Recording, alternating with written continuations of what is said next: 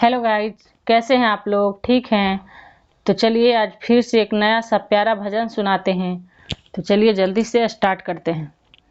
बागिया में उतरे मैया मालिने कबिटिया हो डालिया वे ले लेना। बागिया में उतरे मैया मालिने कबिटिया हो डालिया वे ले लेना। मैया करेली पूजनमा हो डालिया वे ले लेना। मैया करेली पूजनमा हो डालिया वे ले लेना।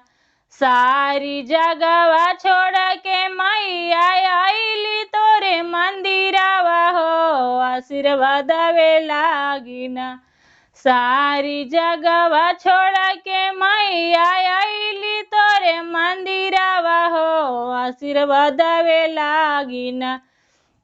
सब कुछ दिहला मैया न धान लक्ष्मी हो भैया वे बीनुना।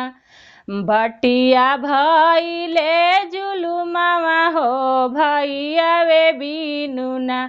भटिया भैले जुलुमवा हो भैया वे बीनुना।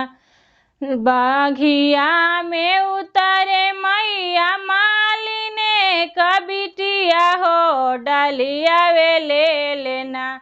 बाघिया में उतरे मैया मालिने कबिटिया हो डालिया वे ले लेना।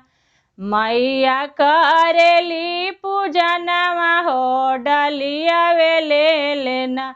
मैया करेली पूजनमा हो डालिया वे ले लेना।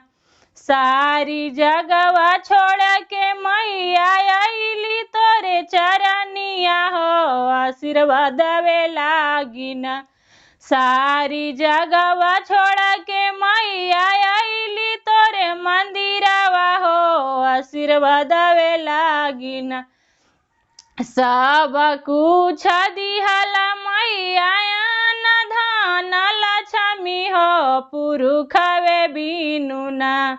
सब कुछ दिहला मैया न धान लक्ष्मी हो पुरुष वे बीनुना।